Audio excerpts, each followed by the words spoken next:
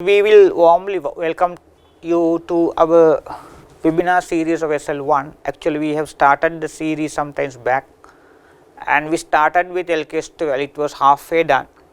So, from now on we will think of continuing with the balance part. Now, let us complete the balance part of LKAS 12 today and then let us see how we can move on.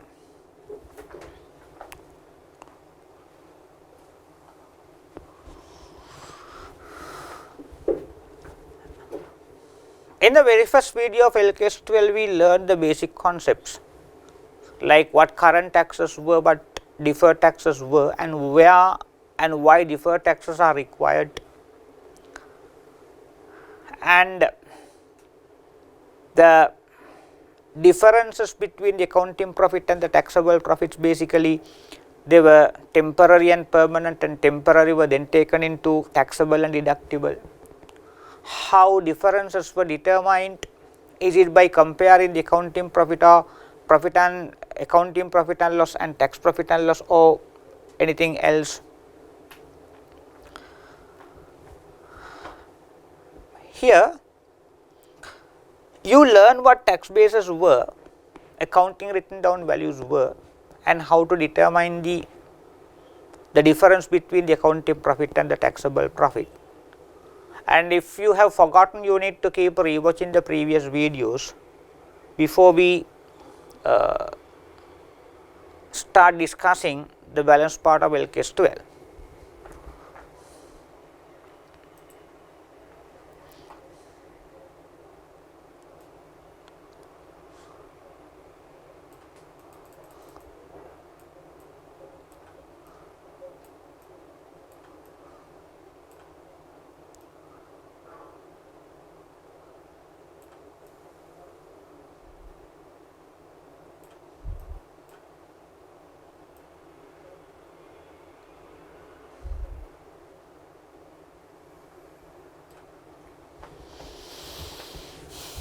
So, we have taken multiple items of transactions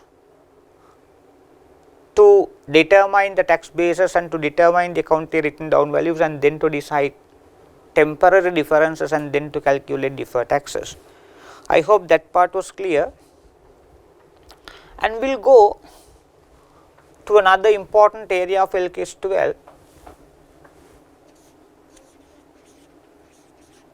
recognizing of deferred taxes on items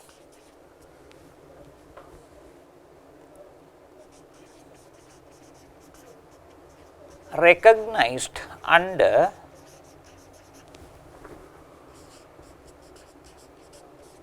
other comprehensive income.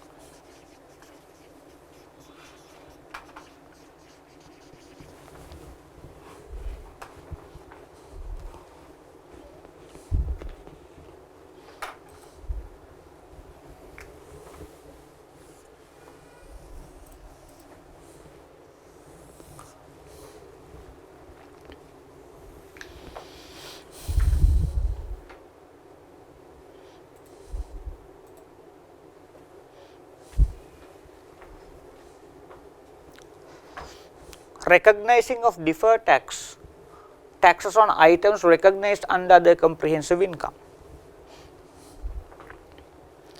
I think I should not explain what other comprehensive income means. You all been at strategic level would have done this repetitively over and again.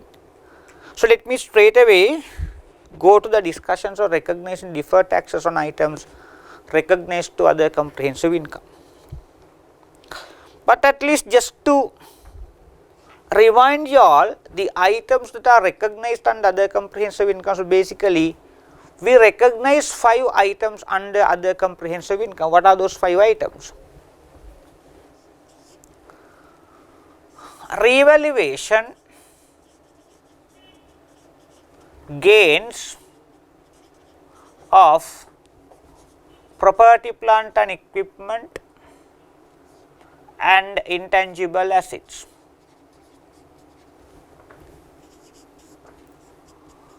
Fair value changes of fair value through OCI investments.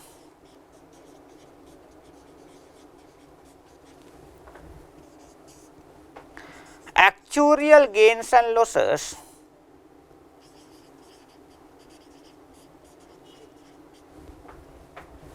of defined benefit plans.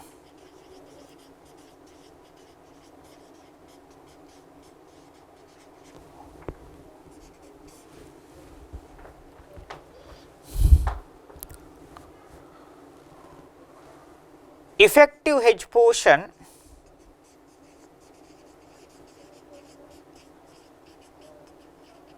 of a cash flow hedge.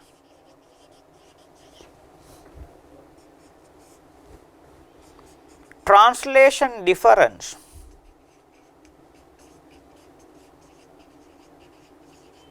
of translating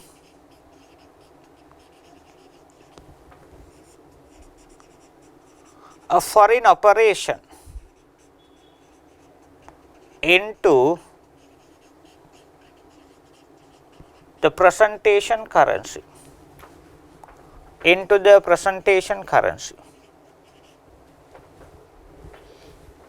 So, those are the 5 items recognized under other comprehensive income.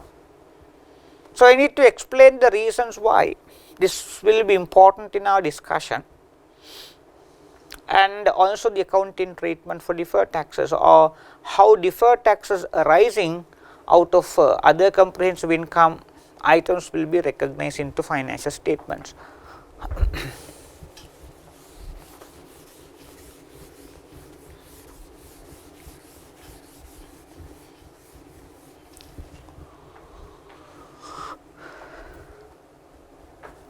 Say property, plant and equipment item had a carrying value of 1 million rupees, and this was revalued to 1.5 million, and there were no changes to tax base because capital gains will be taxed only at disposal. So, the tax base has to be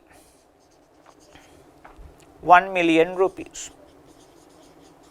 So, there is a temporary difference of 500,000 rupees, and if we simply assume a simple tax rate of 20% for my convenience, the deferred tax liability has to be 100,000. Now, this is a deferred tax arising out of an item recognized to OCI as their comprehensive income. LKAS 12 says where deferred tax items arise on items recognized to other comprehensive income, the deferred tax item should not be taken to profit and loss, should be recognized to other comprehensive income itself. Why? And there can be unexplained reasons, and you can go through the standards as many times as you want, starting from the end to the beginning, end to the beginning to the end, from the middle to both ends, but nowhere does it say what these reasons are. It's only just that it gives you the accounting treatment, that's it. No logics, no reasons, no philosophies. So, that is why you need to listen to these kinds of webinars and sessions to understand the reasons and the logics, and then all that will get cemented in your mind. Now, let me show you this. Above the line should be the profit and loss, and below the line should be other comprehensive income. You know the profit, where the profit and loss statements ends. Profit and loss statements ends where you calculate profit after tax. And you know where other comprehensive income statements start from. It starts from where profit after tax calculation is done. So, then after profit after tax you get other comprehensive income. Now, accounting written down value is 1.5, tax base is 1 million, and we had property, plant and equipment revaluation gain of 500,000 and if you recognize the correspondent deferred tax of 100,000 rupees to profit and loss, deferred tax, and if you bring it to profit and loss, there will be a mismatch. There is a mismatch of the expenditure you recognized and the income you recognize. This is an income, other comprehensive income. Revaluation gain is an income.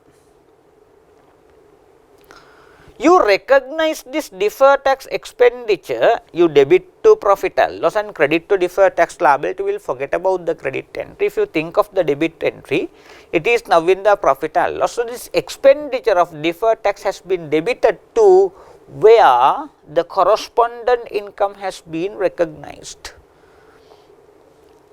I mean, the deferred tax expenditure has been recognized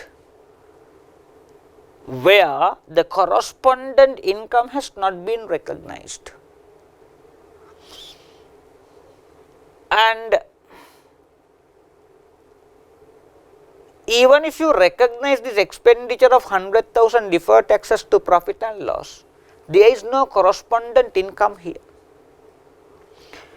Just imagine this revaluation gain of 500,000 having been recognized to profit and loss, this would have been ideal.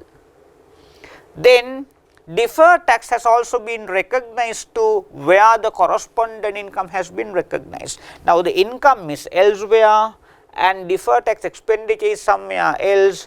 So, there is no proper match, there is no recognition, there is no proper match of recognizing you income and expenditure. So, your profit calculations will be messed up. So, how can you do the corrections? You can do the correction by recognizing the deferred tax expenditure right to where the correspondent income has been recognized. So, where did you recognize the correspondent income to? You recognize the correspondent income to other comprehensive income. Similarly, you should recognize deferred tax expenditure to other comprehensive income itself. Then say minus deferred tax on revaluation gain 100,000. So, the net amount of revaluation reserve to be created which should be 400,000 rupees. Eventually, the amount by which revaluation reserve should be recognized has not to be 500,000, has to be 400,000. So, that is the amount of the reserve which is net of deferred tax. It is very true. I mean, if you forget about all this technicality and if you step down to the ground level and let us see what the reality is in nitty-gritty, what does it say? You have an asset in the books at 1 million rupees, yes. You revalued it up to 1.5 million rupees, yes. And thereby you recognized a revaluation gain of 500,000 rupees, yes. And this profit of 500,000 is not a realized profit, this is just a hypothetical imaginary profit. And this profit becomes a genuine true profit only if you sell this asset to another part in the future. But the most important thing to be noted is that as you sell this asset in the future, this entire profit does not become yours. It does not become yours. Why? You need to pay 20% tax as you sell this in the future. So, your profit figure will be only how much? Only 400,000 rupees. So, right now without being greedy for that, you need to settle your mind, look, there will be a disposal profit of 500,000 rupees, true enough, but that is not something which I deserve to exclusive. It's not my profit exclusively. I need to pay 100,000 rupee tax to the government. So, I will become entitled only for 400,000 rupee profit, and that is the amount by which the revaluation reserve need to be created. So, that is what is happening in nitty-gritty. But that is not how LKAS 12 explains it. This is what LKAS 12 explains, that is so technical. It says you should recognize deferred taxes arising out of other comprehensive income items right to other comprehensive income statement, not to anywhere else. and the reason was not explained in the standard, but I did. So, if you happen to recognize deferred taxes on actuarial gains and losses of defined benefit plans, do not bring it to profit and loss, bring it to other comprehensive income itself. If you happen to recognize deferred taxes on fair value changes of fair value through profit and fair value through OCI investments, do not bring it to profit and loss, bring it to other comprehensive income statement itself.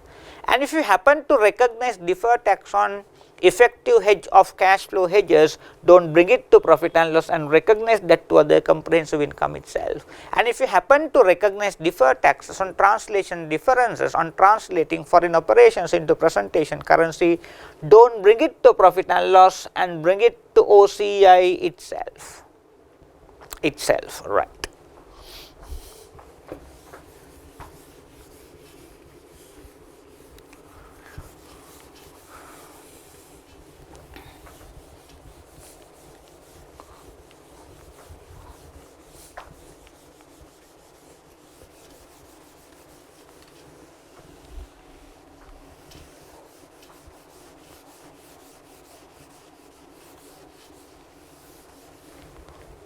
So, with that we can go to a small question.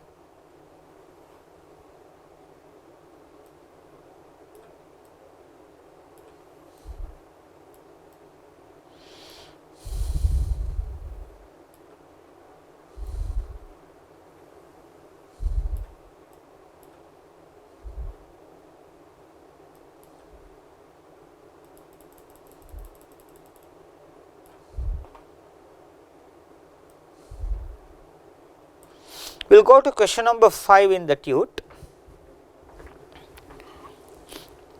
The following information is taken from the books of APLC as at 31 December 19. Property, plant and equipment revalued 5 million. Fair value through OCI investments 2.6, provision for retirement benefits 1.2 million.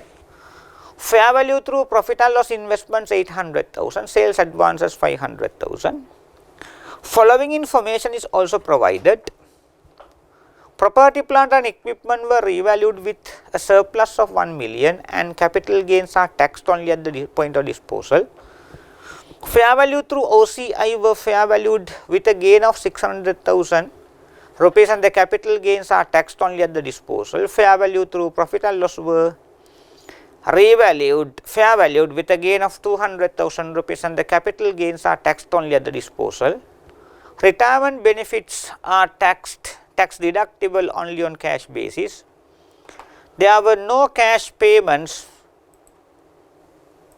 of benefits during the year. Sales are taxed on cash basis. The taxable profit for the year was 5.8 million rupees. Corporate tax rate is 30%. You are required to determine the amount of tax expenditure and deferred taxes. So, before you start recognizing deferred taxes, as we did in the previous video, you need to first complete the calculation part of it. You need to recognize, you need to determine the accounting written down value, you need to determine the tax base, and then you need to determine the temporary difference, and based on that we will do the deferred tax calculations, and let us see how the accounting part should be. So, we can prepare a small spreadsheet like a statement showing accounting written down value, tax base, temporary difference, deferred taxes, and then see the accounting part of it.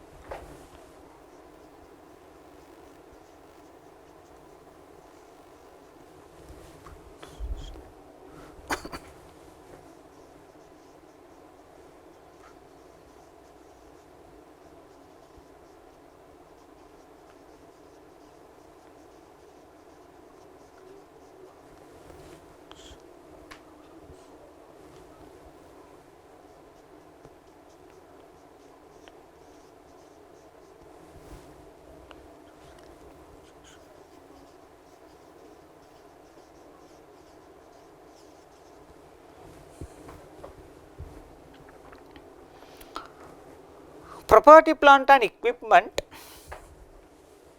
accounting written down value should be 5 million. Fair value through OCI investments accounting written down value should be 2.6 million. Provision for retirement benefit should be 1.2 million. Fair value through profit and loss investment should be 800,000. Sales advances should be 500,000.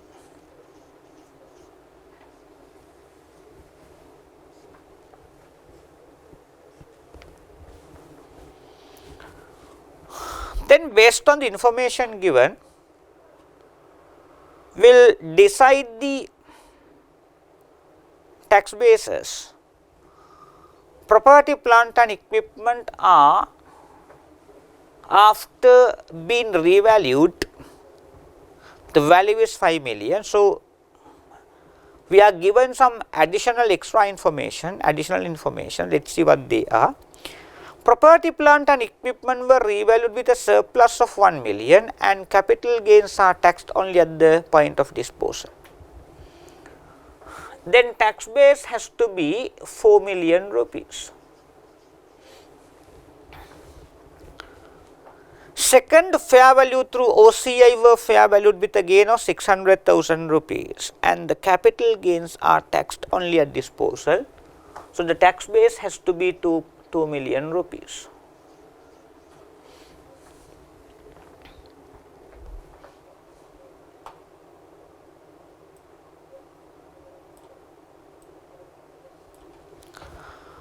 Fair value through profit and loss were fair valued with a gain of 200,000 and the capital gains are taxed only at disposal. So, the tax base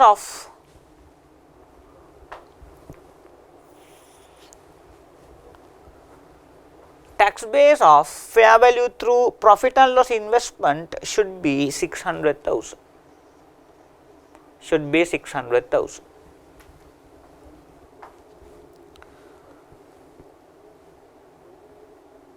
Retirement benefits are tax deductible only on cash basis. There were no cash payments of benefits during the year. Then tax base should be 0. We will make it 0. Sales are taxed on cash basis. Then the tax base of sales advance should be 0. Then we will take temporary differences. Property, plant and equipment 1 million. Fair value through OCI investments, temporary difference is 600,000. Temporary difference of retirement benefits provision should be 1.2 million. Temporary difference of fair value through profit and loss investment should be 200,000. And temporary difference of sales advance should be 500,000. Let us see what the tax rate is. Tax rate is 30%, so let us work out on deferred taxes. 1 million into 30% deferred tax figure should be 300,000. 1 million into 30% deferred tax figure should be 300,000. 600,000 into 30% should be 180,000 deferred taxes. Provision for retirement benefits 1.2 into 30% should be 360,000 deferred taxes. Fair value through profit and loss investments, deferred tax figure should be 60,000. Sales advances should be 150,000. Now see what of them should be deferred tax assets and what of them should be deferred tax liabilities. Property, plant and equipment, the tax base of an asset is lower, then it has to be a deferred tax liability. Fair value through OCI investments, tax base is lower than the accounting written down value. So, where the tax base of an asset is lower than the accounting written down value, the resulting deferred tax figure should be a deferred tax liability once again.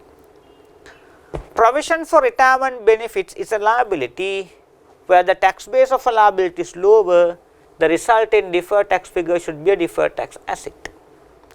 Fair value through profit and loss investment is an asset where the tax base of an asset is lower, the resulting deferred tax figure should be a deferred tax liability. Sales advance is a liability where the tax base of a liability is lower, the resulting deferred tax figure should be a deferred tax asset. Deferred tax asset. So already we have completed only the calculation part of it, and now only we need to get on with the accounting part of it. So let me open up the required T accounts, and this is what we are familiar with the most.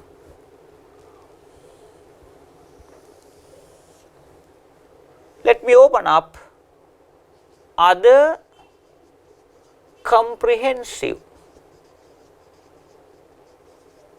income statement. Tax expenditure.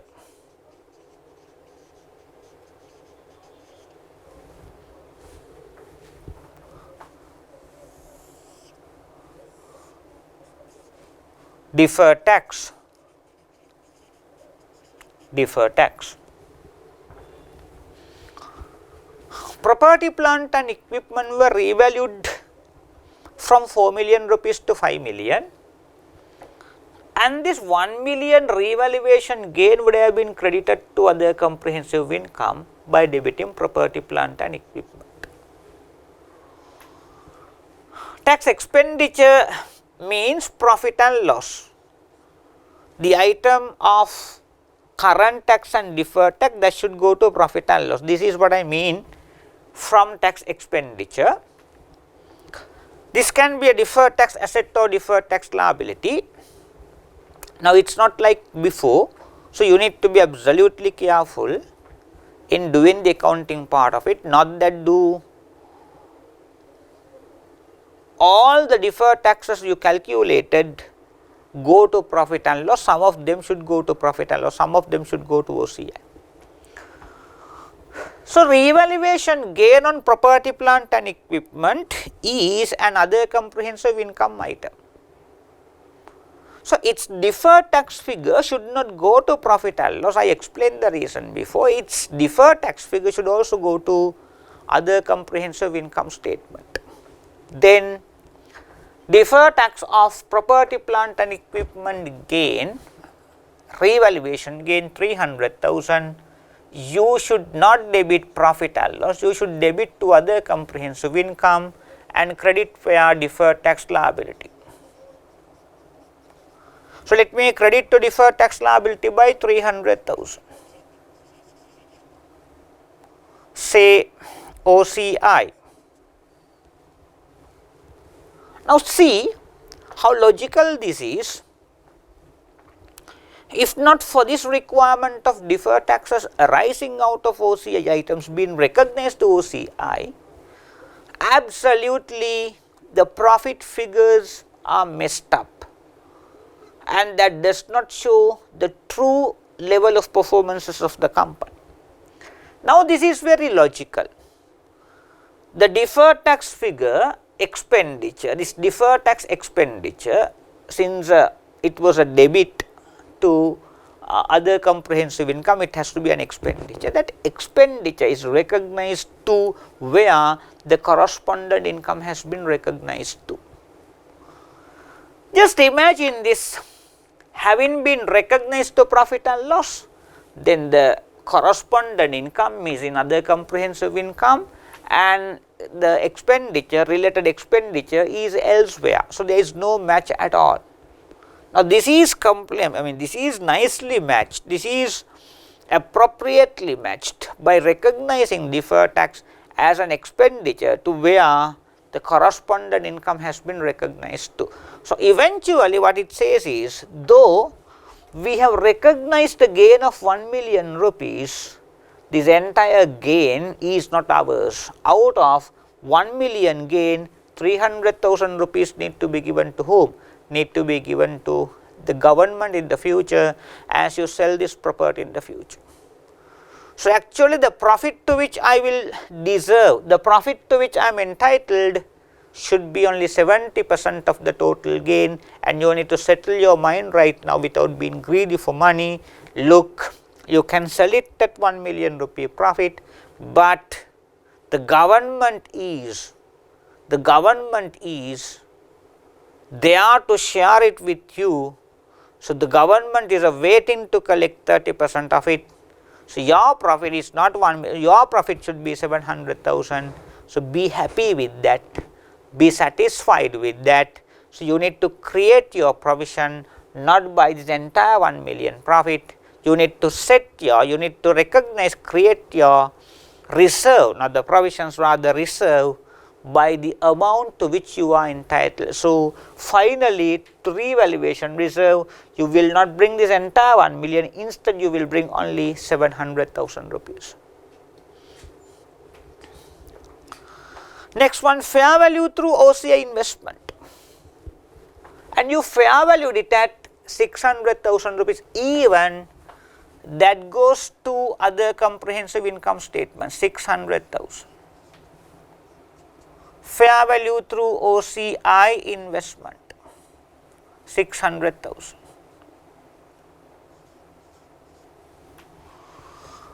What is its deferred tax figure? 180,000. Does it go to profit and loss? No. The same problem. 180,000 deferred tax figure is a deferred tax on an item recognized to OCI. So for there to be a perfect match of expenses and income, you should preferably debit that to other comprehensive income statement itself. So how much it is? 180,000. Debit other comprehensive income by 80,000, credit deferred tax liability. Credit deferred tax liability by 180,000. Other comprehensive income. Provision for retirement benefits, the deferred tax figure is 360,000 deferred tax asset. So let me debit to deferred tax asset by 360,000. So where will you credit this to? Are you going to credit that to OCI? No. Because if I show you here, the above the line should be the profit and loss, below the line should be OCI statement. Now you know where provision for retirement benefit is taken to. It is taken to profit and loss, not to OCI. And if the provision for retirement benefit is taken to profit and loss, the correspondent deferred tax that arises on that should also be taken to profit and loss, not to anywhere else. For there to be a perfect match of incomes and expenses. As a result, I will debit to deferred tax asset by 360,000, credit where I will credit to tax expenditure. So why will you credit to tax expenditure? It's like you crediting profit and loss. It's like you crediting profit and loss, how much? 360,000 deferred tax.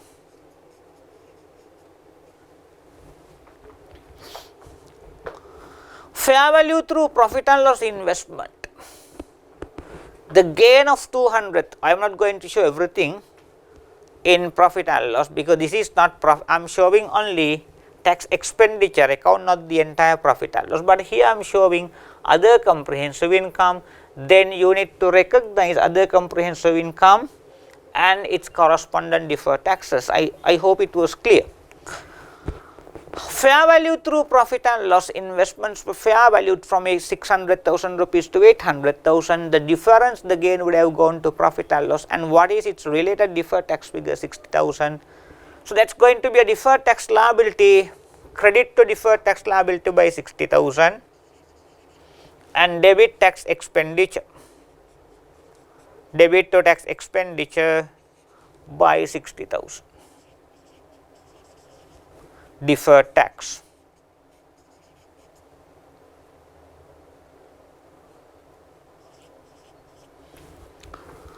Sales advances 150,000. Sales advances, now for the moment this figure 500,000 has not been taken to profit and loss because it is a sales advance and we have received money from the customer. We made the customer, we got the customer to understand, look, we are running short of inventories for the moment, so what about the delivery in the next year? He would have agreed. So until such time the goods are delivered to the customer, we have an obligation towards the customer. We have an obligation towards the customer to deliver goods for a value of how much? 500,000 rupees. So that without you bringing that sales advance as a liability to the balance sheet, if you recognize that into sales, that would have been in profit and loss. So then this 150,000 deferred tax asset is debited to deferred tax asset account and you cannot credit it to other comprehensive income. Why? Sales is an item recognized to profit and loss. So the correspondent deferred tax recognized on that item should also be recognized to profit and loss. You credit to tax expenditure and debit to deferred tax asset. Credit to tax expenditure by 150,000, debit to deferred tax asset by 150,000. So this is how the accounting part looks, and you can just close the accounts and see what the closing balances are. So that's not a hard part, and this is all right. I think you know how and where deferred taxes should be recognized depending on whether the item on which we recognize deferred tax has been in profit and loss or has been in other comprehensive income items.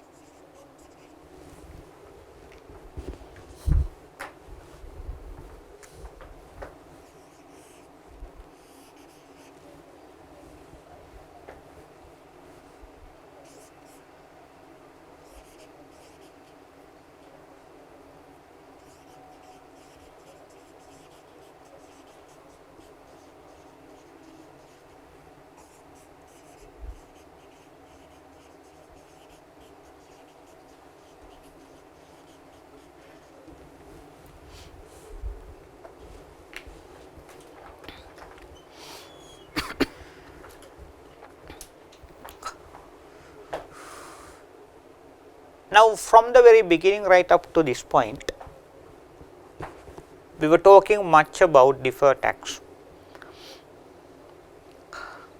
Differences were the main root cause that makes us recognize deferred taxes, and they were basically taken into two, temporary and permanent, and this is how the sub classifications were, and you heard enough about this, but I am now going to take you through very important area in the standard, and this part has been tested so many times, as far as I can remember 3-4 times, and I do not think the performances would have been better, because this is something which is little deeper, and if you do not get it right, I do not think the performances can be better. You recognize deferred tax liabilities only on taxable temporary differences, there is no any other source. But we recognize deferred tax assets not only on deductible temporary differences, also on carry forward unused tax losses and carry forward unused tax credits. The way these two are taken in our discussions are similar, so let me explain both of them together.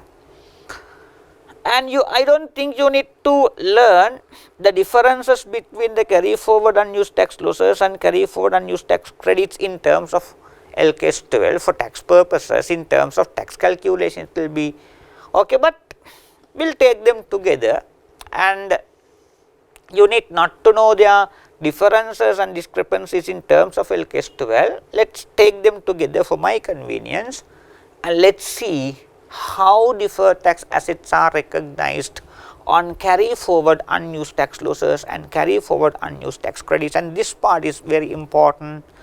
Sometimes marks had been allocated like 8 marks for a question from this area, so that I mean you can't miss it, anyhow you need to jump and grab it.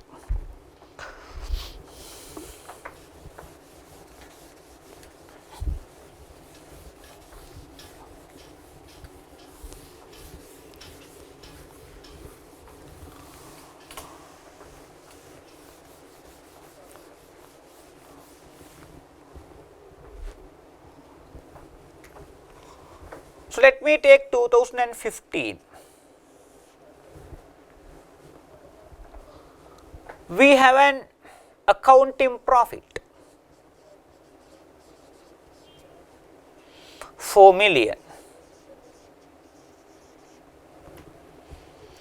and we will make a small assumption here that the accounting profit and the taxable profits are equal.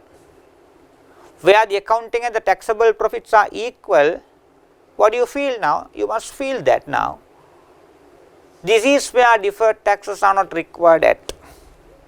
Accounting profit and the taxable profits are equal, even the taxable profit is 4 million, so deferred taxes are not required.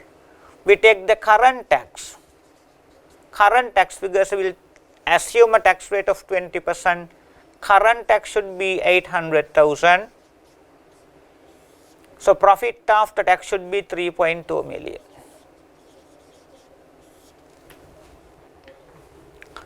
2016, we have an accounting profit of 5 million rupees. Once again, we'll assume that the accounting profit and the taxable profits are equal to each other. Then the current taxes paid 1 million rupees. So, profit after tax should be 4 million rupees. Deferred taxes are not required because accounting profit does not deviate from the taxable profit. 2017, accounting profit 6 million, and it was similar to equal to taxable profit 6 million, and your current tax payment should be 1.2 million. So, profit after tax should be 4.10 million rupees. That continues. 2018, now we have tax loss of 5 million rupees. tax loss of 5 million rupees. Now, we have an issue here because every time when you made a profit, the government came to share the profit with you all guys. The moment you started being at a loss, the kind-hearted, open-handed, generous, benevolent government does not come and share the losses with you, and the losses will be left completely and exclusively for you. The government comes and shares only the profits, not the losses. And if it is a loss, you need to share it alone. If it is a profit, the government will come and share it with you all guys. So, we find some similarities between the girls and the government. When you are better off, do well, they are around, but if they are not doing well, then they disappear like the mist before the sun. Lot of similarities are there. Now, 5 million, once again we will assume what? This is equal to the tax loss. Accounting profit and the taxable profits were equal. So, should be here accounting loss and the tax loss should be equal here. Now, are you going to pay a current tax? Are you going to pay current tax? No, for the moment not. Sometimes the government will keep being corrupted to an extent of charging taxes from losses as well in the future. So, nobody knows, and you need to expect to the worst. You need to expect the worst. What else? 5 million loss, which is equal to the tax loss. So, there is no current tax payment during the current year. And this is the very reason why I explain the logic and the philosophy of recognizing deferred taxes. If you have forgotten that, you will never get this right. Once again, for the God's sake, you need to recollect and write your memories. What did I explain the purpose of recognizing deferred taxes was? I mean, what the purpose of recognizing deferred tax for? We recognize deferred taxes in order to align your tax expenditure, tax figure to your accounting profit. In 2015, it was a profit and the tax figure should be 20% on that tax figure, and the accounting profit was completely aligned, there is no issue. 2016, there was an accounting profit of 5 million, accordingly there should be a tax amount of 1 million rupee. That was nicely and appropriately correlated. Profit is 5 million, tax is 20%, so the tax figure should be 1 million, that is there. And so was the third year. But it does not happen in the fourth year. Why? Because if it is a loss of 5 million, the tax figure cannot be just a hyphen or a full stop or a question mark or blank, or it cannot be anything as such. There has to be a credit of 1 million rupees to profit and loss. If it is a profit, you pay. If it is a loss, you should receive. That should be the logic. And if the philosophy and the logic and the rationale or whatever the name given for that was to correlate and to align your tax figure, tax expenditure, whatever, to the accounting profit, it has been consistently happening over the last 3 years. Why only the current year? Why only the current year? Then the tax figure, current tax figure is just, zero, you do not pay. But it has not to be the tax figure. The tax figure has to be a then. If you are at a loss and if you are falling into an endless pit, the government being this, being the responsible authority of assisting and backing and helping the business community, they need to come and start stretching out and extending their helping hand. to these business organizations, then the government should come and pay you 1 million rupees. If the government come and take your profits, when you make profits, why can't the government come and give you 20% on that? But that is not a kind of a government to which we have voted. It's a different story, but you need to adjust your profit and loss statements in a way that the government is so generous and they come and give you 1 million rupees. So then for the purpose of sticking and adhering to our principal understanding of deferred taxes, what was it? Deferred taxes are not for anything else but to correlate and to align your tax figure, your accounting profit or loss. So for that to be done, you need to credit 1 million rupees against your profit this year, and you need to debit where? You need to debit to deferred tax asset 1 million. 1 million. Then let me take you to 2019 as well. Now again in 2019, we have a profit of 5 million rupees. So life is like a roller coaster. You have ups and downs, and sometimes you make profits and then there will be losses. So what to do? That's it. And you need to accept everything together. It's not something that you need to start crying about by keeping your hands on the heads and the legs on your shoulders, and you need to be prepared. That's your personality. 5 million. So now we are going to stand our own foot. We learned through our experiences last year. We know why there were losses, and we rectified ourselves. We corrected our mistakes, and we are moving forward. We are heading towards the success now. So the result is what it has resulted in we recognizing a profit of 5 million. Now the government says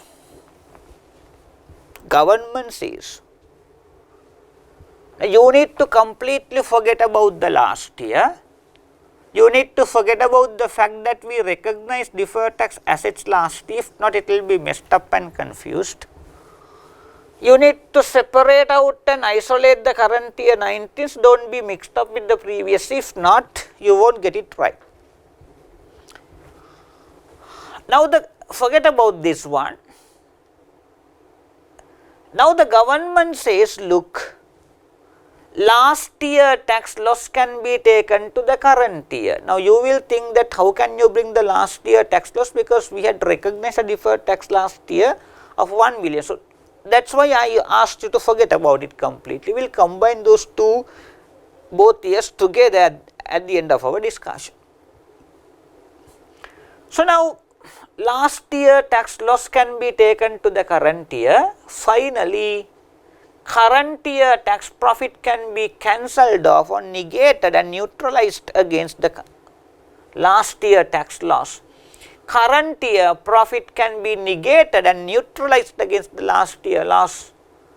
Finally, you have an accounting profit of 5 million, but eventually the tax on which you are supposed to pay, tax profit on which you are supposed to pay tax should be 0. Why? Current year profit can be negated against the last year loss. If it is negated, if it is neutralized and cancelled off against the last year loss, your final taxable profit will be 0, and your tax expenditure should be how much? Should be 0. Once again, we have that issue. What is it? You have a profit accounting profit of 5 million. So where the hell is your tax figure? So you become helpless for not being able to answer the question. So then you need to decide your tax figure in a way that your tax figure should be always correlated to accounting profit to make it look as if your taxes were based on not on taxable profit but on accounting profit. To do that, you should credit deferred tax liability by 1 million rupees and debit to profit and loss by 1 million rupees, and then only once again you have recognized taxes in a way that your tax figure is made equal to 20% of your accounting profit. I suppose that was clear. Now you recognized a tax liability of 1 million rupees for 2019, and we had an accounting profit of 5 million rupees plus a taxable profit of 5 million, but what has happened in 2019 was your tax profit for the 2019 year was negated against the last year tax loss, so that the tax profit at which you are supposed to pay taxes for 19 has become 0, but for you to make your tax figure equal to 20% of your accounting profit, you recognized 1 million tax expenditure, deferred tax expenditure credited to deferred tax liability by 1 million. Are you going to ever pay this 1 million? No. Why? Because your final tax profit is how much for 2019? 0. Then this is a liability of such a nature which will never be settled in cash, and that will remain forever as a liability as long as the entire universe exists, and this is going to be like an artificial liability if you recognize this 1 million deferred tax liability. How will the settlement happen in the future? So no worries. Why? Now let's get back to the last year, 18. You had 5 million tax loss and 5 million accounting loss. Last accounting profit and the tax loss both were same,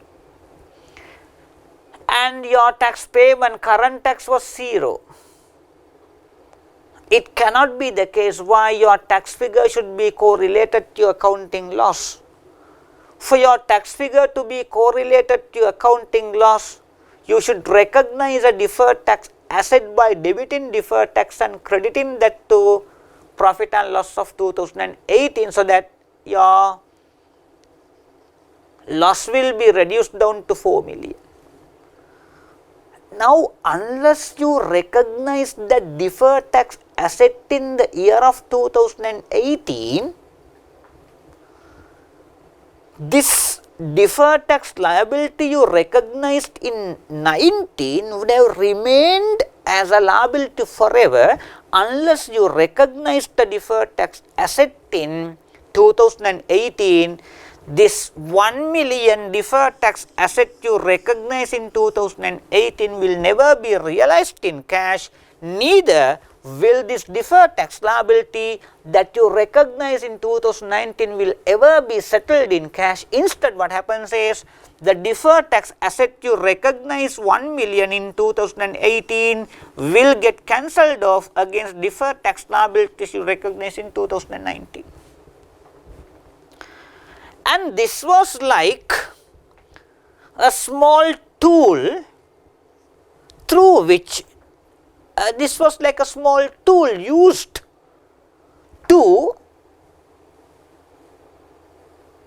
recognize deferred taxes or to recognize taxes in a way to make it look as your taxes were based on your accounting profit and loss in 18 and 19, not on tax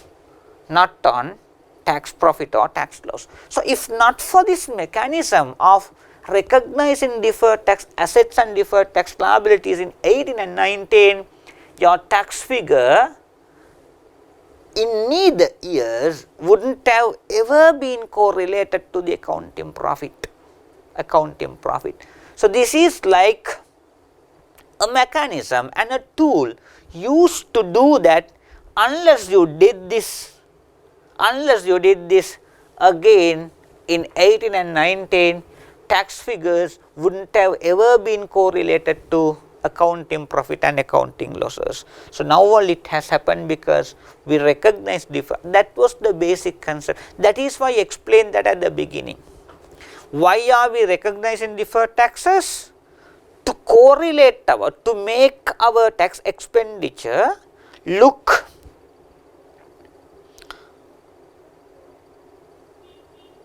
equal to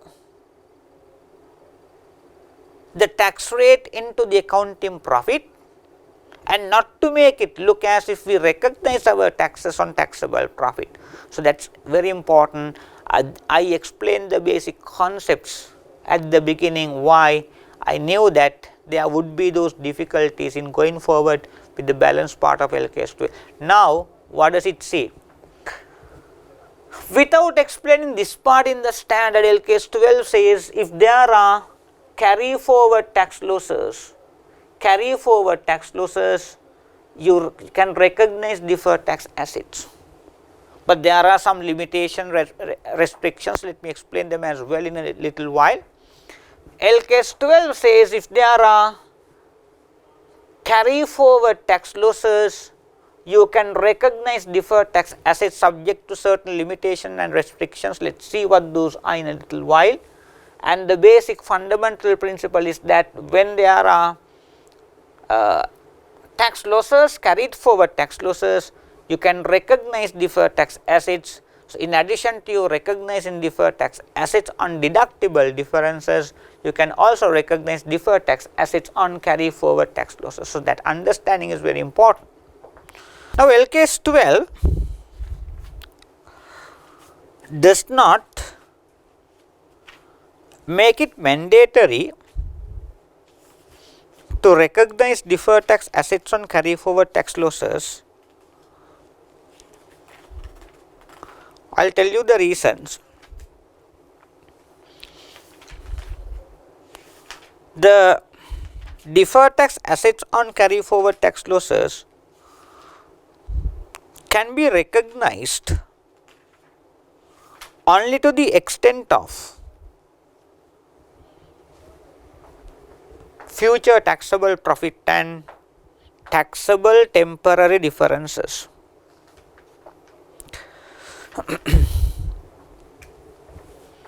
Only to the extent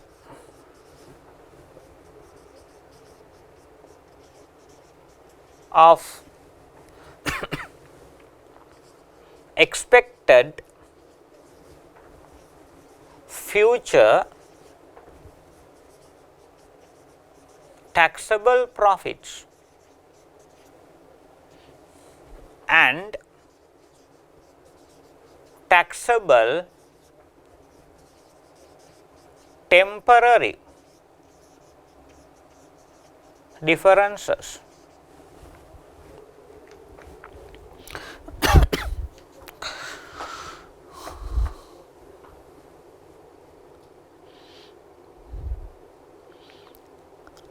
I have a bit of an old version of the standard book, so my paragraph numbering may be different to all sometimes. If you can go to this part of the standard, unused tax losses and unused tax credits. The paragraph number is 34A. Deferred tax assets shall be recognized for the carry forward of unused tax losses and unused tax credits to the extent that it is probable that future taxable profits will be available against which the unused tax losses and unused tax credits can be utilized. Then paragraph number 36 says an entity considers the following criteria in assessing the probability that taxable profits will be available against which the unused tax losses or unused tax credits can be utilized. Whether the entity has sufficient taxable temporary differences relating to the same taxation authority and the same taxable entity which will result in taxable amounts against which the unused tax losses or unused tax credits can be utilized before they expire. whether it is probable that the entity will have taxable profits before the unused tax losses or unused tax credits expire, whether the unused tax losses result from identifiable causes which are unlikely to recur, and whether tax planning opportunities are available to the entity that will create taxable profit in the period in which the unused tax losses or unused tax credits can be utilized. To the extent that it is not probable that taxable profits will be available against which the unused tax losses or unused tax credits can be utilized, the deferred tax asset is not recognized. Right.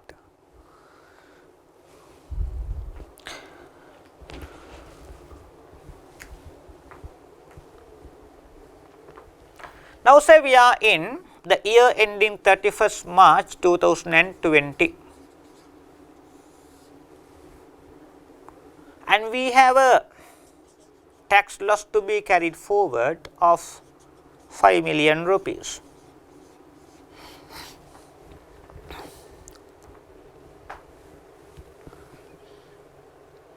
Can you remember in my previous example?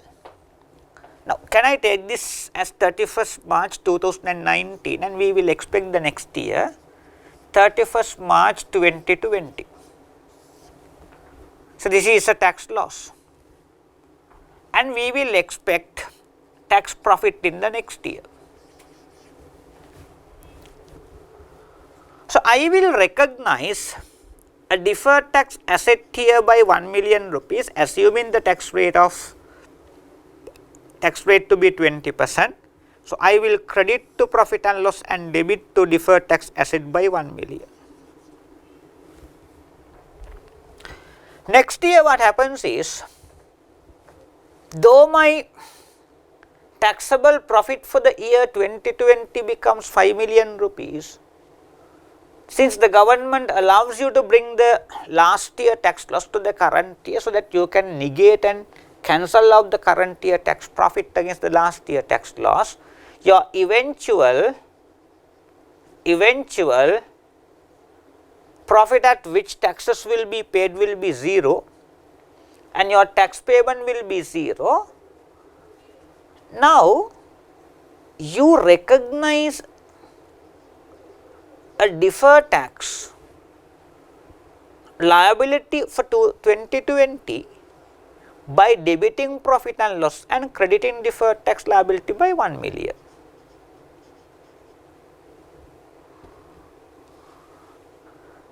Now, what I am saying is, unless you expect a future taxable profit ahead, you will never be able to recognize a deferred tax liability in the future. Unless you expect a future taxable profit and a future deferred tax liabilities will not be recognized, then this deferred tax asset you recognized on this carry forward tax loss in the current year ending 31st March 19 will remain in the books forever as an asset, and that looks little artificial because you should not recognize any asset whatsoever that is not realized. This deferred tax asset does not get realized but will get settled off, will get cancelled off against the deferred tax liabilities you are going to recognize on the future taxable profit. Unless you can expect future taxable profits in the future, as far as you can see in the future ahead, there will not be a correspondent deferred tax liabilities to be recognized against which the deferred tax asset you recognize this year on this tax loss will remain forever as an asset, and that will never get realized in cash, and that looks little artificial. You should never recognize assets that are not realized ever in cash, that will never realized in the future. So, now as a result, you should recognize deferred tax assets in the current year only if you can expect taxable profit in the future, and then you can recognize deferred tax liabilities against which the deferred tax assets in the current year can be set off. So, without speaking that reality and the truth in nitty-gritty, LKAS 12 says you should recognize deferred tax assets on carry forward tax losses only to the extent of expected future taxable profit. And if you see tax losses continuously all along, so as far as you can see ahead, if you see only tax losses to the future, as far as you can see ahead there will be tax losses, still you recognize deferred tax assets on carry forward tax losses. So, these assets will keep accumulating, but it will never be realized. Are your financial statements faithfully representing? We are recognizing fake assets. So, this provision preventing deferred tax assets from being recognized would have been introduced to LKAS 12 for the purpose of preventing you from recognizing fake assets in the financial statements. Now, let me give you a couple of examples on this, and I am spending little time extra on this matter because I know how important it is from the examiner's perspective.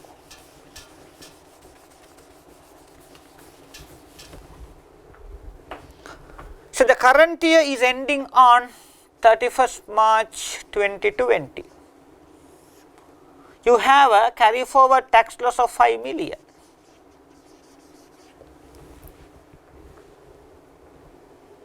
And the tax rate is given 20%. And this entity has been having continuous tax losses in the past. The company has been having a complete track record of tax losses for the last 10-15 years. The company has been having a history of tax losses, and the cumulative tax loss is going to be like 65 million rupees. Are you going to recognize deferred tax asset on 65 million carry forward tax losses? We will assume that there is no time horizon of being able to carry forward tax losses, right. Now, if a particular company has a history of having tax losses, this company being a tax profit in the future is very unlikely. And they should be able to, someone should be able to turn this company around only by being exceptional in performances, by doing some spectacular and magical things. If not, this company will never be able to be turned around. So, you can't expect someone to take over the responsibility of the company to turn it around in just 1 year or 2 years time. I don't think anyone will not be able to do magical thing, turn this company around and to make it profitable at once in 1 year or 2 years time. So, as a result, standard says if the company has a history of tax losses, that indicates the fact that this company will continue to be at tax losses, and we can't see and expect this company to be at profits as far as we can see ahead. So, don't recognize deferred tax on carry forward tax losses. Why?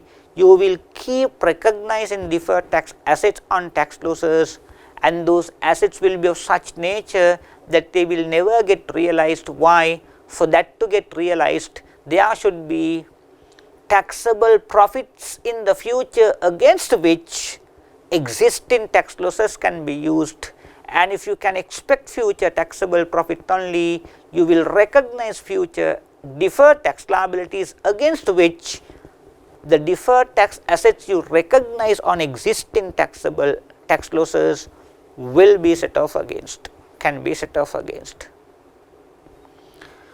So, if the examiner indicates at the exam that a company has been having a history of tax losses, that implies and indicates the fact that this company continues to be at losses ahead, and then you should know that you should not recognize deferred taxes on existing tax losses. Why?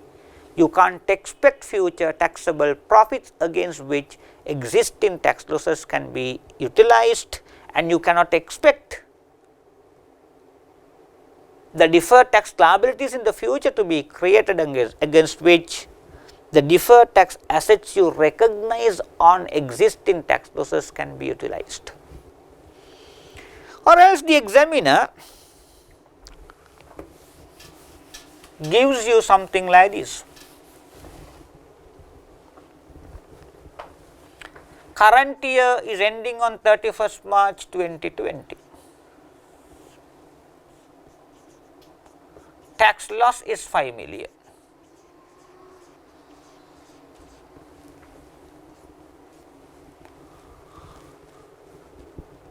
And this company is at a recession. Most of the masterminds who drove this company forward have left, and most of the human resources are not in the company, they have left, and this company has lost most of their major customers,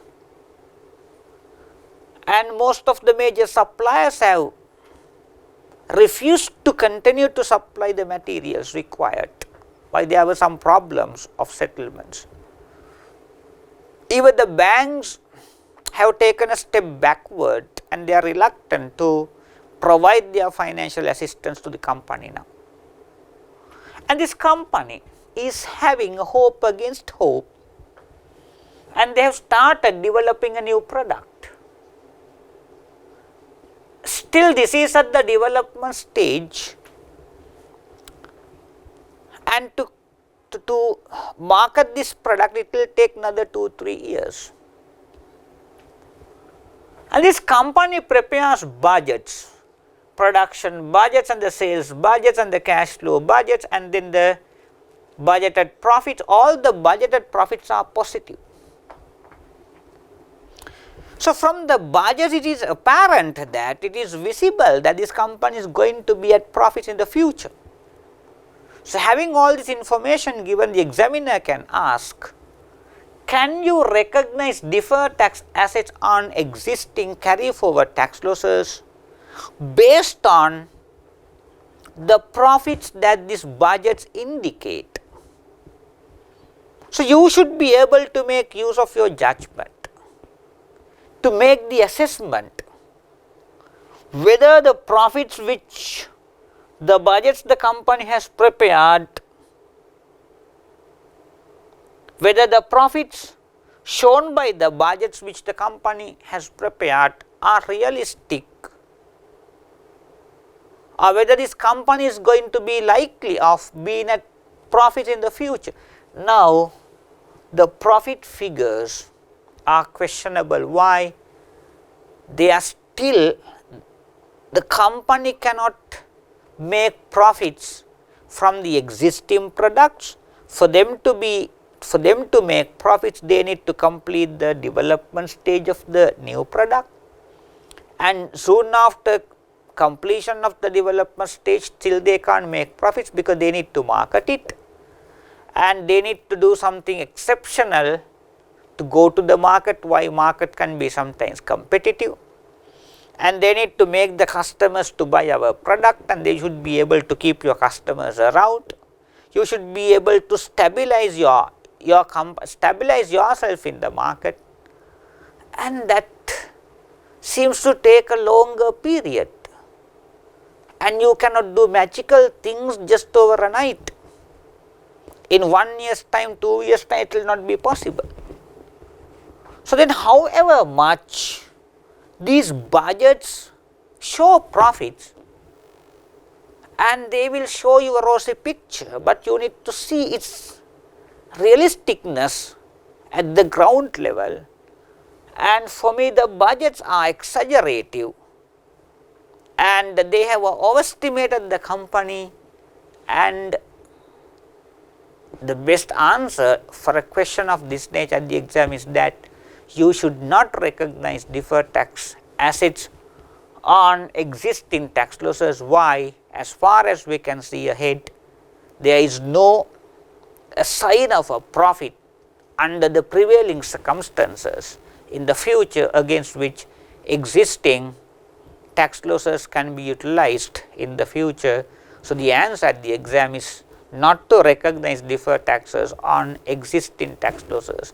So the examiner can give you and set some questions, and it's not only it's not about testing the knowledge, actually it's about testing your intelligence, and you have to have the knowledge first, and your intelligence will be crucial and critical in that kind of a question. So be smart, you need to be smarter than the examiner thinks you are. So that is an important area. I hope you got it, and let me move forward.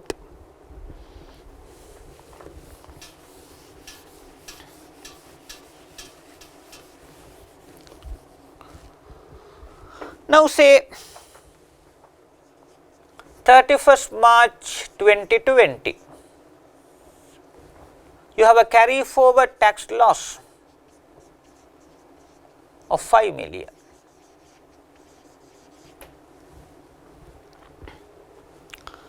And this company does not seem to have tax profits in the future, very unlikely.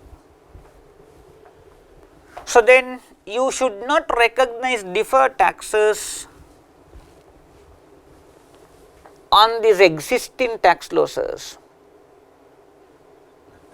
but there can be other taxable temporary differences. Say we have a land, a property of 2 million rupees, and this was revalued to 3 million rupees.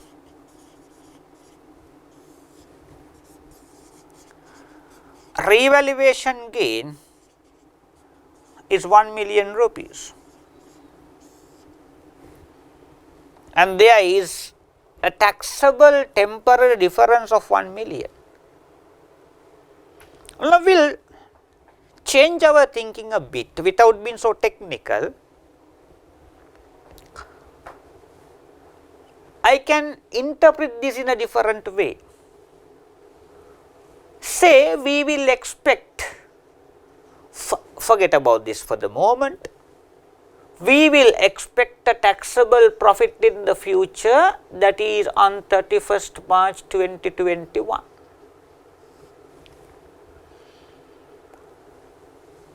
Then you would obviously become liable to pay a tax of 1 million rupees if you make a profit in the next year. I am just explaining the same thing in a different way. But since the government allows you to bring the last year tax loss to cancel off the current year taxable profit, eventually the profit at which you will be liable to pay taxes in the next year 2021 will be 0. Now what it says is, this 5 million tax loss is not something to be cried upon, keeping your hands on your head. You should be optimistic always. What you mean by being optimistic? Being able to get all adversities and pessimism to work in your favor. So you are going to be optimistic. Now how? You are going to make the best use of the existing tax losses, because you will get these existing tax losses to prevent 1 million worth of taxes in the future. If you make 5 million taxable profit in the future, you will bring this tax loss to the next year and you will negate and cancel off the next year tax profit against the current year tax loss, and this 5 million tax loss in the current year has a true energy and a potential to prevent 1 million tax payment in the future. So why not you recognize a deferred tax asset of 1 million rupees during the current year? I am explaining the same thing still in a different way, thinking that you did not understand it. This is very important, and this is where most of the people fail. So you should recognize a deferred tax asset of 1 million rupees. Why? This 5 million has the strength and the potential to stop a future tax payment to an extent of how million? 1 million, how much? 1 million rupees. Then, say we are in 2020, we have a tax loss of 5 million, no taxable profits in the future, but we have a property at 2 million, revalued at 3 million, so we have a gain of 1 million. And you know, even if there will not be taxable profits in the future against which the existing tax losses can be utilized, there are taxable differences against which to some extent the existing tax losses can be utilized. How? As you sell this property in the future, there will be a taxable profit of 1 million rupees even if you assume that property price remains at 3 million rupees in the future. There will be a taxable profit in the future if you one day or other, if you decide to sell this property, selling price will be 3 million and the value of the property is 2 million rupees, and you recognize a gain of 1 million rupees, and on this future disposal profit of the property, you will become to pay a tax of 200,000 rupees. Even that can be stopped. Why? Even that can be stopped by bringing this 2020 taxable tax loss against this disposal profit of 1 million. 1 million. Now, even if you expect this property to be sold at 3 million rupees in the future, and even if you expect a future taxable profit from this disposal transaction in the future, the taxes you would have otherwise become liable to pay need not to be paid, because you will bring this 5 million tax loss to the future profit and you will negate the future disposal profit against the existing tax loss. So even if taxable profits cannot be expected against which existing tax losses can be utilized, there will be this disposal profit against which these tax losses can be utilized. So then, to the extent of available taxable differences, you can recognize deferred tax assets on available tax losses. So how much of a future tax can be prevented now? We will expect a disposal profit of 1 million. On that there will be a tax payment of 200,000, and that 200,000 tax payment can be stopped by utilizing the existing tax losses. So you should recognize a deferred tax asset to the extent of available taxable differences. So that will be 1 million into 20%. You can recognize a deferred tax asset of 200,000 rupees. I hope it was clear. So you need to understand the concepts and the logics. If not, you won't get it right. So we will move forward.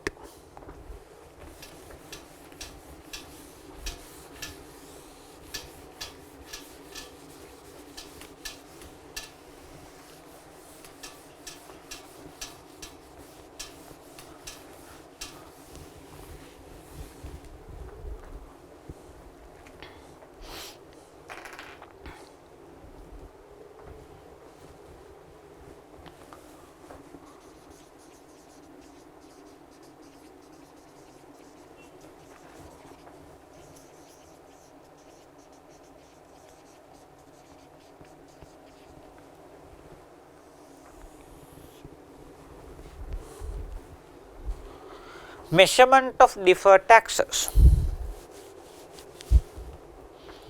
And can we go to the standard book for a moment?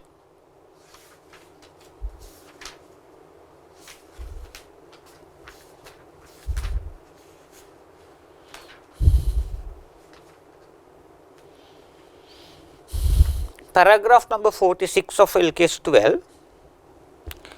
Current tax liabilities or assets for the current and prior periods should be measured at the amount expected to be paid to recovered from the taxation authorities using the tax rates that have been enacted or substantively enacted by the end of the reporting period. Paragraph number 47, under your paragraph numbering can be little different. Deferred tax assets and liabilities should be measured at the tax rates that are expected to apply to the period when the asset is realized or liability is settled, based on tax rates that have been enacted or substantively enacted by the end of the reporting period. The measurement of deferred tax liabilities and this is paragraph number 51.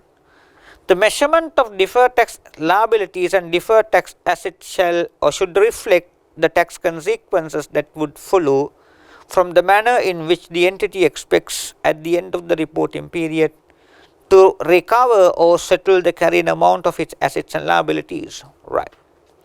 So, measurement of deferred taxes. How do we measure deferred taxes? As you recognize them in the financial statements.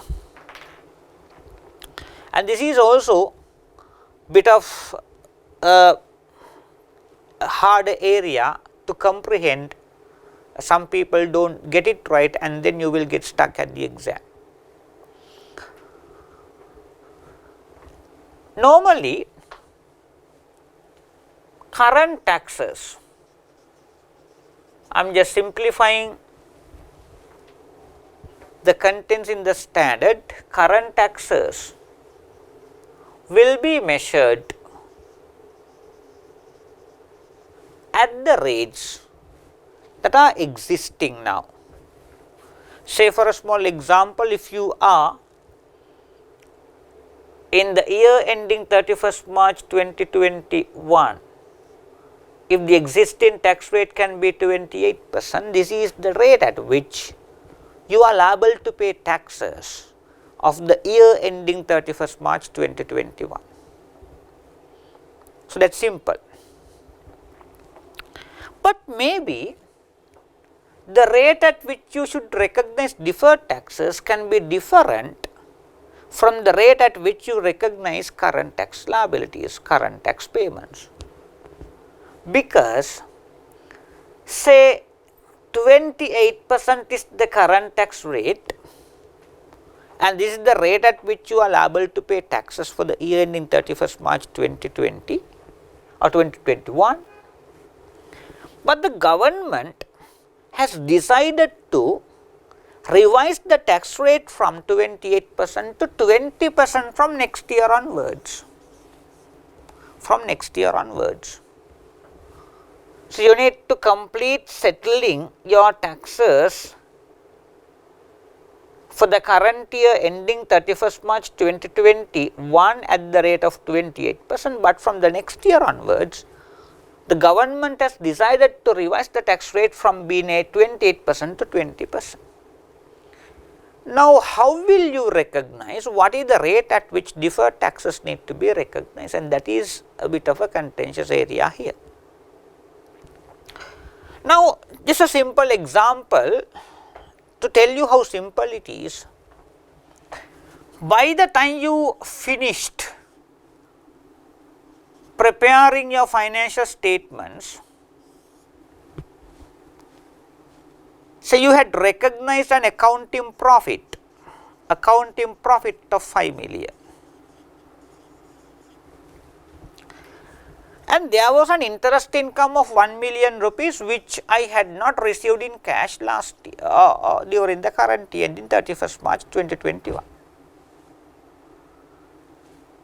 In financial reporting, you recognize, financial accounting, you recognize interest income on accrued basis. So, then you debited receivable by 1 million and credited to profit and loss by 1 million rupees. Your accounting profit became 6 million rupees after recognizing 1 million interest income. And then you will do the taxable profit calculation. So, where will you start from? You will start from the accounting profit of 6 million, and you become liable to pay taxes on interest income only on cash basis. You haven't received 1 million interest income, pulled it off, and you arrived at your taxable profit of 5 million. So, you will pay tax at 28% on 5 million, but you should recognize deferred tax on this difference of 1 million rupees. What is it? Interest income. You know, next year, starting from the next year, starting on 1st April 2021 and ending on 31st March 2022, the tax rate will be 20%. By the time you will collect this interest income of 1 million rupees and become liable to pay taxes, your tax liability will no longer be at 28%, that will be at 20%. So, your tax liability should be how much? 200,000. Since you are on the reporting date of 31st March 2021 and the tax rate is 28%, if you decide to recognize your deferred tax liabilities at 28% on 1 million, temporary difference, that is like you overestimating your liabilities, truly your deferred tax liability should not be 280,000, should be how much? 200,000. So, here the deferred tax figure should be measured not at the rate existing now, but at the rate expected to be effective by the time the temporary differences on which you recognize deferred taxes will reverse. And you should recognize deferred taxes not at the rate existing now. You should recognize deferred taxes at a rate which is expected to be effective by the time temporary differences on which you recognize deferred taxes will reverse in the future. So, the rate which is expected to be effective by the time the temporary differences will reverse in the future is not 28%, it is 20%. So, you should recognize deferred taxes not at 28%, at what rate? 20%. So, different rates apply. You applied 28% for current tax recognitions, but you applied 20% for deferred tax recognitions. That is what it has to be.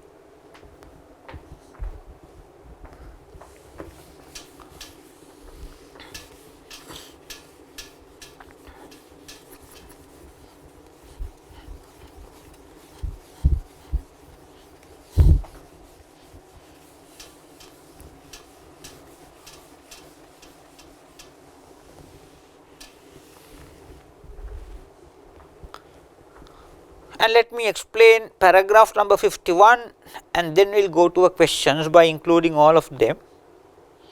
The measurement of deferred tax liabilities and deferred tax assets should reflect the tax consequences that would follow from the manner in which the entity expects at the end of the reporting period to recover or settle the carrying amount of its assets and liabilities.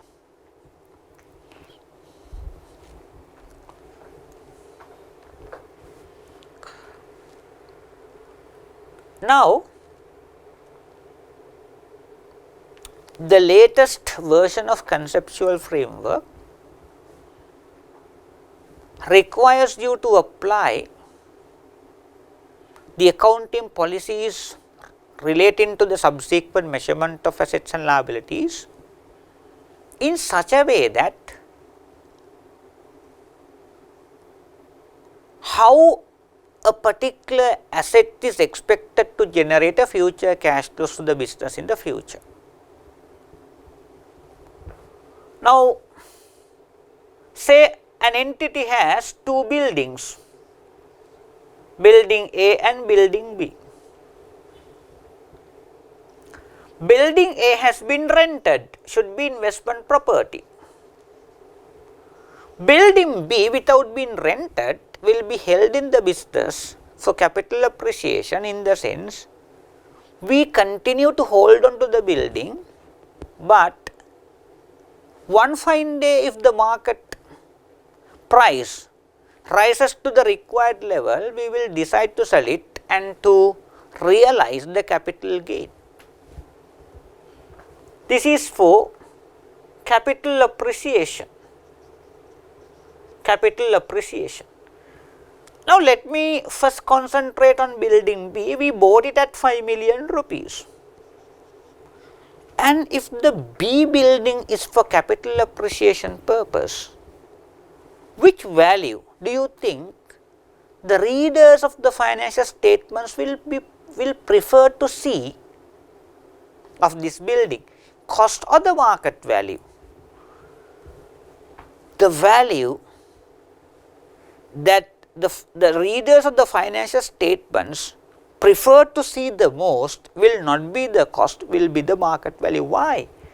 This particular asset will contribute to a cash flow of what will contribute to a sales proceeds cash flows by being sold in the market. So, if you decide to show this investment property B at the market value, we exactly know this is the market value at which this asset will be sold, and this is the cash flow to which this asset will contribute. So, then you should preferably invariably decide to show this building B, investment property B, using fair value model without using the cost model. Why? If you use the fair value model for the subsequent measurement of investment property, you decide the value, subsequent measurement of investment properties in a way that how this asset will contribute to the future cash flows will be reflected from the financial statements. But building A, this is just rented. We keep collecting the rental income. Do you ever think that the readers of the financial statements will prefer to know the market value of the first building? No. So, then might as well to show the first building at the cost model. So, you can decide the subsequent measurement of assets in a way that how a particular asset will contribute to the future cash flows will be reflected. And we do that in financial instrument as well by showing amortized cost or fair value of the asset. The same thing happens, but not that I wanted you to understand the investment properties, but let us see what connectivity this has with LKAS 12 now.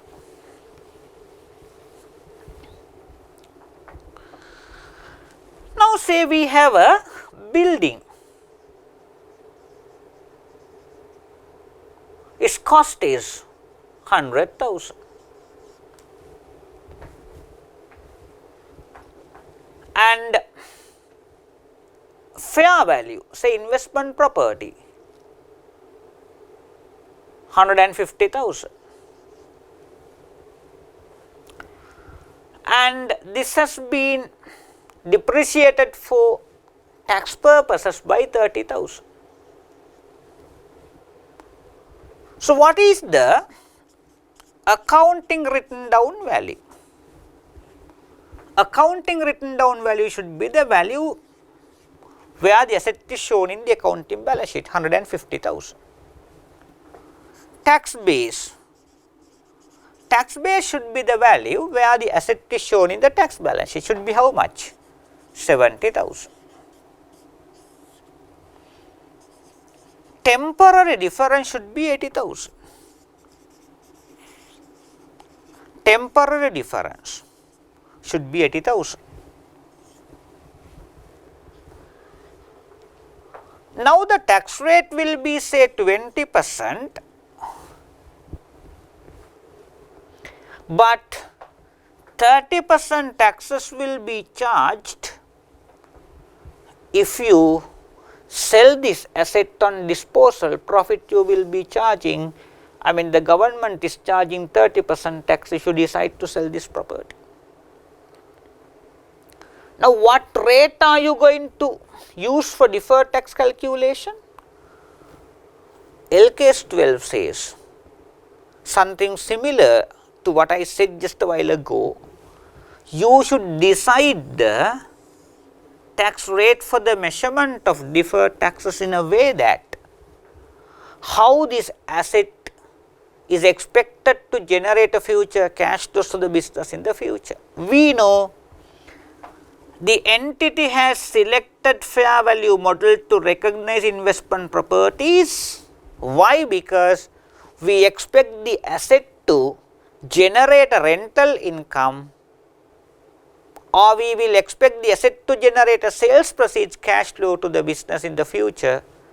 The reason why you decided to recognize investment properties at fair value is because we expect this asset to generate a sales proceeds cash flow to the business in the future. Accordingly, the correct and appropriate tax rate to be charged will not be 20%, should be how much? 30%. And deferred tax liability should be 24,000. By charging 30% to recognize deferred taxes, you give another reassurance to the readers that this asset will contribute not to rental income cash flows but to sales proceeds cash flows. So LKAS 12 says the measurement of deferred tax liabilities and deferred tax assets should reflect the tax consequences that follow from the manner in which the entity expects at the end of the reporting period to recover or settle the carrying amount of its assets and liabilities.